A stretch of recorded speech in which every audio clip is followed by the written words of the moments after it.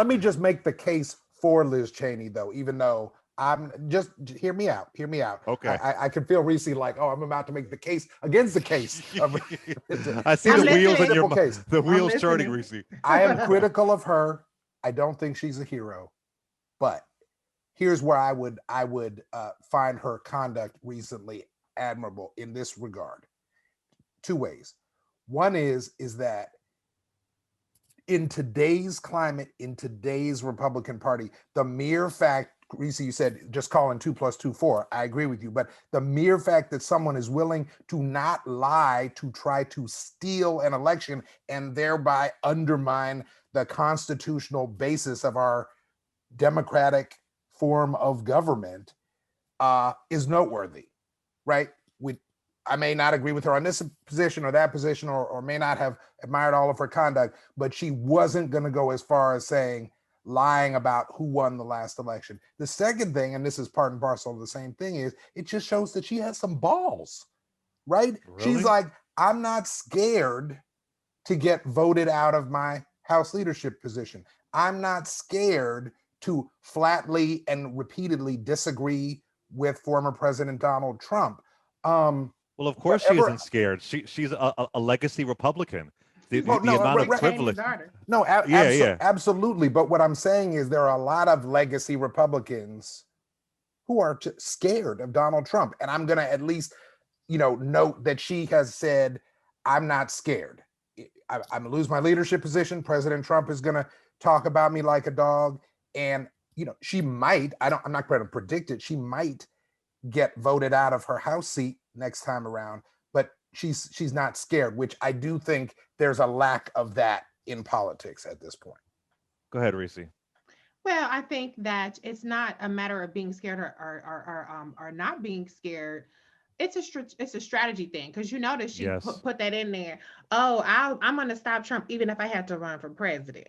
Now, Right. her Sure. little raggedy ass self would not be anywhere near nobody's front runner. But what she's done Right. is she's realized that the Trump lane, you got Ron DeSantis they trying to make fetch happen with. Right. You got Josh Hawley. You got Ted Cruz. That lane is occupied. Okay. No, Lindsey Graham is exactly. up I Trump's agree. ass as well. And then you have Trump, and then you have the mini Trumps. Okay. Right. So that is Right. a very crowded lane. So what she's doing now is she's setting herself up for 2024. She might get a Absolutely. reality check like what Brother Jeb did, and he got his ass booted out. He was supposed to be the front runner, and Quickly, Trump yes. stomped all over him. Okay, that's fine. But my whole point is that it's a strategic move on her part Yes, to try to absolutely. separate herself, not out of some sort of moral conviction or authority. Because, like I said, it's 2 + 2 = 4. Even Kevin McCarthy will try to pretend like, oh, nobody said that Trump didn't win. Now they all trying to rewrite history that just happened.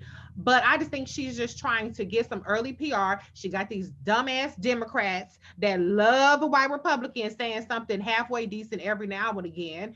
It's not going to go anywhere for her. It's going to flop. But it's smart on her part to try to get some good publicity, get some good buzz. She don't need that little raggedy ass position.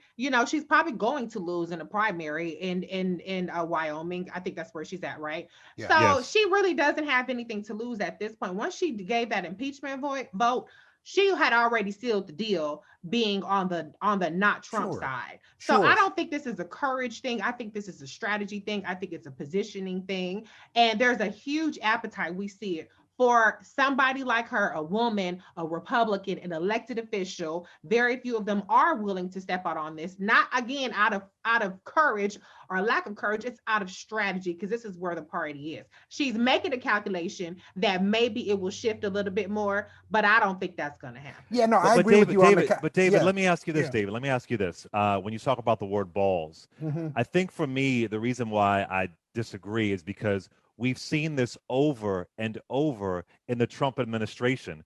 Do you think Sean Spicer has balls? Do you think Anthony No. Scaramucci has balls? No. Do you think Michael Cohen has balls? Like, we've seen this over. Mia Love, do you think she has balls when she eventually called him out? I mean, only because she lost an election. Like, I just feel like it is a playbook that, I mean, unless I don't know my cabinet history right, I Mhm. haven't seen this in other administrations.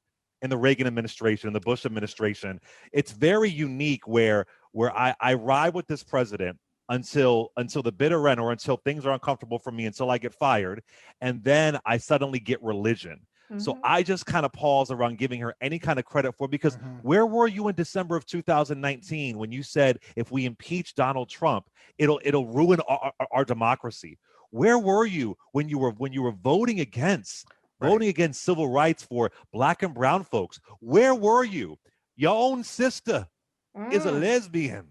Okay. And you are She's against against same-sex marriage. Your own sister is a lesbian. Where were you? So for me, she has no balls. She is just a political opportunist that's playing the media game well. Go ahead, Dave. Let me be clear again, Clay Nation. I am not a fan of Congresswoman Cheney. I am simply, and I don't agree with her on all those issues you just named. What I'm simply saying is this. There are three categories, and she's in category 3. Category number 1 is the people like Anthony Scaramucci, and I like Scaramucci. I've met him a couple of times. He's a nice guy, but who were with Trump, and then one day they were like, whoop, too far. I'm off the Trump train. That's category 1. Okay. You got fired of 10 days. But he also, right? even after he got fired, he wrote a pro-Trump book. And then later, it was after, I'm just using him as an example of this category. After Trump made the go back where you came from comments about the members of the squad is when Scaramucci kind of wiped his hands and he was like, wait. Because he said, I'm Italian. I'm Italian. I come from an immigrant family. You've gone too far. And then but the point is, until then, he was with Trump. That's one category. Category number 2 is people like former Senator Jeff Flake, who was always a Trump critic and a skeptic in the Republican Party, but when it came time to defend his Senate seat in a primary against a Trumper, he just resigned. He wasn't willing to lose. He was like, I resigned. Right. He knew I couldn't have it. It's like folding a hand of cards in a poker game. Yeah. Category 3, and this is all I'm saying about Congresswoman Cheney, is she's not folding. She's like, my chip stack is down. I'm gonna lose this game, but I'm not gonna fold. I'm gonna bluff you out of this hand because I agreed with Trump on. She agreed with Trump on 90. She's voted more than 92.9, 93% with the Trump agenda. But that's because she 93% agreed with. She's the Trump more conservative agenda. Than Trump. She's more conservative. Far more conservative than Trump. But when it came to lying about who won the election, she's like, I'm not going there. Number 1. And number 2, when it comes to, you're going to kick me out. Most of the people in the Republican caucus, if they had said, you're about to get booted from the number 3 position in the House caucus, would have backpedaled. And she was like, nope, I'm not backpedaling. Maybe that's because she's comfortable because her father was a vice president. Maybe that's because she's stubborn. Whatever it is, that's a characteristic that's sorely lacking. Final point. But I just want to agree with Reese on the opportunism. Of course, Cotton, Cruz, Haley, Hawley, DeSantis, they're all crowding the Trump lane. It's a wide open, HOV lane for the anti-Trump Republican. She's clearly going down it. I don't dismiss the opportunity that she's seizing here, but she's also doing it in a way that I see is she's saying, look, I might lose. There's no way she's going to become president in this format. But she's like, you're not going to bully me off of my thing. You're just going to have to beat me, which I think, again, even though I don't admire her politics, I admire that there's not enough politicians who are like, yeah, go ahead and beat me. I'm not going to fold. That's all. All right. So Rep. Elise Stefanik, it's believed that she's going to replace Liz Cheney's role. What committee was Liz Cheney on again? What committee was it? I forgot. I don't remember. Whatever GOP committee she was on. So it's believed she's going to replace Liz Cheney. She did a press conference. Not committee, her House leadership position. House leadership. I'm sorry. Yeah, she was the number 3 Republican in the House. She was the House Conference Chair, which is after the majority leader and the whip, or the minority leader and the whip. Yeah. So it appears that Rep. Stefanik is going to replace her, and she gave a press conference this morning. Play this first clip of her talking about Trump as the leader that Republicans look up to. Listen to this. I also want to thank President Trump for his support. He is a critical part of our Republican team. I believe that voters determine the leader of the Republican Party, and President Trump is the leader that they look to. I support President Trump. Voters support President Trump. He is an important voice in our Republican Party, and we look forward to working with him. Okay, there's a second clip, but I got to talk about this for a second. I have never heard of a one-term president who lost being considered the leader of the Republican Party or the Democratic Party. Nobody said Jimmy Carter when he lost that he was the leader of the Democratic Party.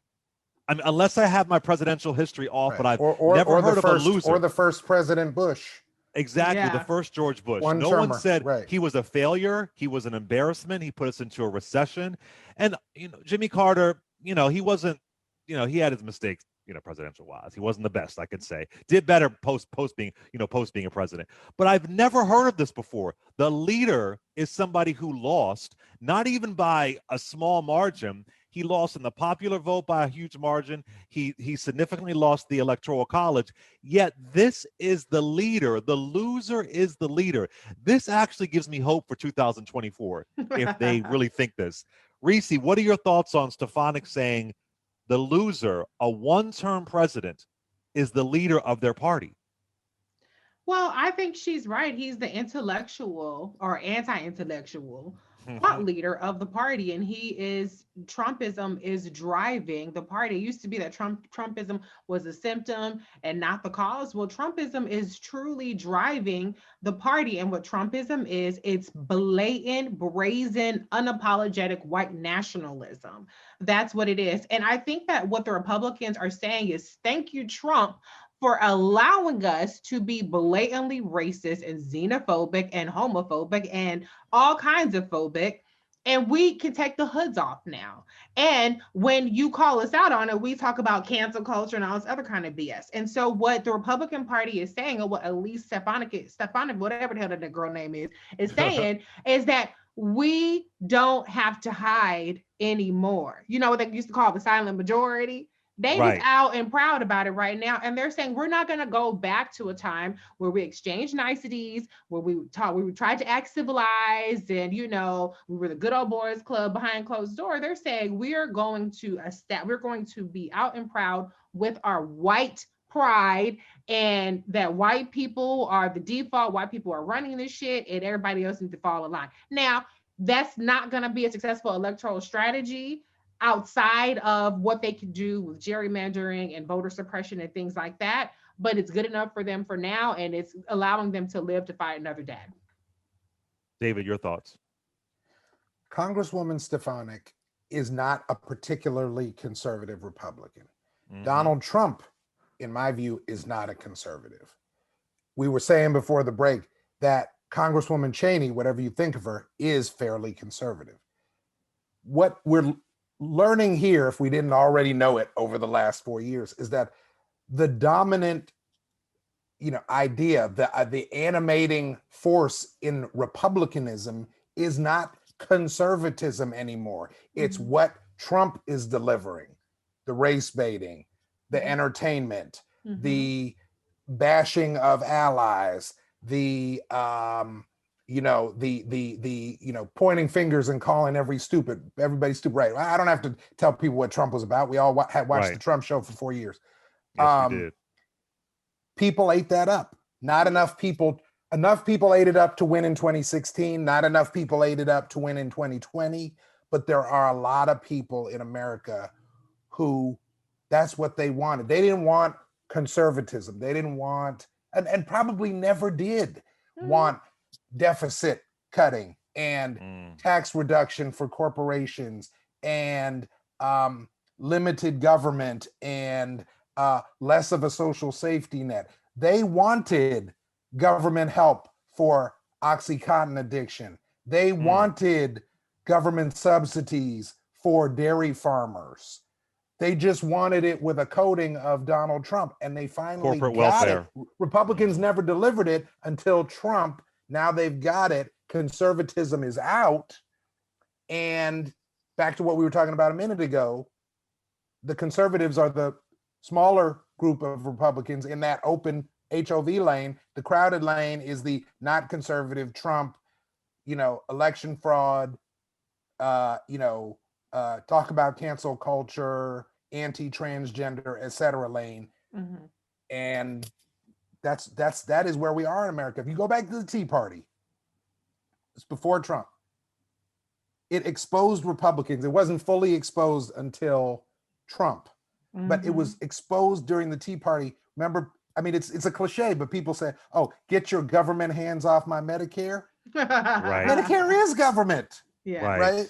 Barack Obama, go back where you came from, right? I want my country back, right? Wait, you want your country back from another American? And they never got out from under that. And then Trump swooped in and just made it fully blossom. And that's where the Republican Party is. There are genuine conservatives in our society, but he's not it. Okay, let's play this other clip, which I just think is laughable and bizarre. Again, this is from Rep. Elise Stefanik earlier today. Listen to this. The American people are suffering under the far-left radical socialist policies of President Joe Biden and Speaker Nancy Pelosi. In just over 100 days, we have an economic crisis, we have a border crisis, and we have a national security crisis. The fact that, may she rest in peace, I can recall talking to Midwin Charles about this, how she was so disturbed that anybody would call Joe Biden a socialist. The fact that they are putting the socialist label on President Joe Biden, it's just strange to me. And I just wonder, I wish one of these journalists would ask one of them, including her, define socialism. Just define it. And because if you could define socialism, you would know that is not Joe Biden in any way, shape, or form. A better talking point would be if they said something like, and President Joe Biden isn't even if it wasn't true, would make a bit more sense, isn't giving what the progressive left really want. It isn't really giving them student loan forgiveness immediately. They don't have their $15 minimum wage. That would make more sense. But this is so far from the truth. The complaints, I mean, Reese, you see it, the complaints, I'm sure you see it too, David, from people on the left about Joe Biden are endless. And you're literally making up a narrative that I just wonder if it's a smart strategy, because it's just not true. It's not going to resonate with non-voters. It's not going to resonate with the quote unquote left, because the left won't vote for the progressive left, if you want to call it that. They won't vote for Republican. They just won't show up at all. So it's the stupidest talking point, because Biden is a moderate. He's done some, progressive things here or there, but he's a moderate. So it's just bizarre to me. Y'all are going to die on this hill, and you can't even define socialism. Reese, your thoughts? Well, their target audience can't define socialism either. Right. They And can't matter of define fact, capitalism their target either. audience likes a lot of socialism because they like these stimulus checks. Right. They Right. like Medicare, Medicaid, and Social Security, and all that other kind of stuff. And so what it is Republicans are very good at messaging. Their messaging is completely untethered from the truth and from reality, and they know how to hit these emotional triggers for their audience. And what they know is that 2022 is coming up, and that's a time where typically the party in charge gets wiped out, and people, Democrats particularly get very complacent during midterms, and Republicans get fired up. I remember in 2018 where they were talking about this enthusiasm gap, and it was amazing that the Democrats had a higher enthusiasm gap than Republicans. Well, Republicans closed that gap quite a bit. It wasn't enough to save the House, but they did, they did hold on to the Senate. And actually, I think they even picked up a couple of seats in 2018. So what they're doing is the Republican Party has completely given up on messaging to a majority of America. They're messaging to 30 to 33% of America, which is Republicans, and saying whatever it takes to keep them riled up. And so socialism and Black Lives Matter is terrorists and Antifa and blah, blah, blah, and these boogeymen, and keep creating a boogeyman, the border crisis, which isn't anywhere near the crisis, quote unquote crisis, that it was under Trump. These Absolutely. are the triggers. These are nothing but trigger words. They don't have any meaning behind them other than trying to evoke emotions from their voters.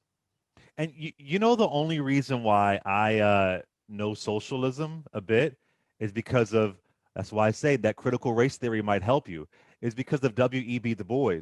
He was a socialist. He was a stone. He believed in socialism, and to make it very plain, according to Du Bois, he believed that socialism was an equal sharing of power, that the government and the people have an equal sharing of power. Does that work? No, it doesn't work. It's not. It's not functional. It doesn't work at all. But that's the reason why I know it. So when I hear them talk about it, now, if you want to say a socialist dictator, that might be different. You know, we have seen the results of socialist dictators. A communist dictator, that might be different. But to say someone is practicing socialism policies or social, it doesn't make any sense. But if they took some critical race theory, they would know what it is. If they took some black studies, they might know what it is. So it's shout out to Du Bois, who was not a Democrat or Republican. He was a stone cold socialist. Go ahead, David. No, I was right. I agree with both of you on this, and I'll just add, look, we've talked about it before on the show. President Biden was the counteroffer, right? Democrats were excited 2 years ago about Senator Warren, Senator Sanders, Secretary Castro. There were a lot of further left options. When it became clear that in a high turnout election, you had to get maximum black turnout and you had to get white women with college degrees in the suburbs on board in order to defeat President Trump, which was job one for Democrats. Democrats realized we got to shift to the moderate option, which was the Biden-Harris ticket, to establishmentarians, to mainline Democrats, and it worked. And that was the counteroffer to say, we want those suburban white women with college degrees. We want Is Harris a mainline Democrat? Yeah, I know Reese's going to disagree with me. No, Harris, I'm just curious. I mean, I have no broad criticism of Vice President Harris. She is a moderate Democrat. She is not a progressive in any sense. She is nowhere near a Senator Warren, a Senator Secretary Castro, on the ideological spectrum. I think she's doing a good job as vice president. I think she ran a good vice presidential campaign. I am not a critic of hers, generally speaking, but so this is not a criticism, it's just an observation. Not a progressive. Nope. Do you agree? Do you agree? What do you think, Reese? Because people put the what do you think? Is she a mainline Democrat, or is she a progressive, or somewhere in between? What? Well, I'm gonna say, like I said months ago, she's a Kamala Harris Democrat. Okay, she don't have to be put on Warren's ideological spectrum, because who is she? A senator from Massachusetts, not the vice president. And so, what I will say is, she has progressive bona fides. If you look at her voting record, this is just empirical evidence in terms of the voter scorecards and things like that. And when you look at her policies, they are very much progressive in terms of poverty reduction, in terms of racial equity and things of that nature. I could go on. She had rent relief. She has so many policies that are progressive, but she doesn't have the progressive talking points that other people do. Yeah. She's not hey, let's give all this money away to people. She doesn't have that kind of delivery and messaging style that other people did. Like, hey, student loan forgiveness. Today is a good day to forgive student loans. She's talking about, that's what other people are talking about. Kamala's talking about reducing Black maternal mortality. That's a progressive issue. She's talking about trying to reduce racial and ethnic disparities in healthcare and COVID responses and things like that, and broadband and all kinds of things. And so I don't even care about placing her on somebody else's ideological spectrum. If you want to call her progressive, moderate, whatever, I just call her the vice president. That's the only label that matters in 2021. Yeah. And it's going to matter in 2024 and 2028 and maybe even 2032, depending on how many terms Biden runs for. Yeah, we're not I was just saying we're not that far apart here. I we could have more of the label discussion. Democrats ran the right ticket to beat Trump Pence. Biden Harris was the right ticket, and so far they're doing a basically good job. Whether that I think is job one for Democrats. You can argue about this progressive policy or this progressive messaging, as we see is saying. That's a whole other thing, right? And I agree with you, Reese, about Senator Harris being in her own lane. But I will say one thing, and I know a lot of folks out there will be upset and they'll disagree with me, but this is just my perspective because of where I'm from and the folks I've been around. I remember vividly when I heard Senator Harris talking about the rights of sex workers. Again, I know folks have their own perspectives on that, but she was the only one that and maybe the other ones did, but she was the only one that I heard really talking about it with nuance, with some really interesting perspectives for sex workers having rights. And that, for me to see a presidential candidate at the time saying that, I was like, wow. Again, I know folks have their own perceptions of that, but for me, I was like, that's really, I was thinking that might hurt her because, and it didn't get a lot of press because nobody really cares about, they shame sex workers and have their own perceptions. But Well, that what to me they was a did was biggie. they smeared her record on that because, and a lot Right. of people that had their own opinions on it had their own opinions based on incorrect information because people were sitting up there saying that, oh, Warren has the most progressive one. And I'm like, hold on, let's go to the receipts. Let's see what her policy is saying versus what Kamala's policy is saying. But just because you brought that up, I do want to say she actually in the city of San Francisco, before she was DA, she led the charge to decriminalize underage sex work. I mean, obviously they're child victims, they're sex Right. trafficking victims, Yeah. but So they, that they, is they don't some go to jail. Yeah, that's what right, it is. right. Yeah. So Because they were that is going to some jail when they were yes, children. from remember this white Yeah. guy who was so progressive, Terrence Hallinan, and all the people said was so much more progressive than Kamala Harris. Well, he Yeah. was the one sitting up there throwing underage sex trafficking victims in jail. And as Mainly Attorney General, girls. she also spearheaded where if you could prove that they were sex trafficking victims, then that was decriminalized or their records were expunged and things of that nature. So she has done a lot on that front that she did not get credit for. And as a matter of fact, they turned that strength and that compassion and, like you said, nuance into a weapon against her with disinformation. But I just had to throw that out there. Yeah, I hear you. I hear you.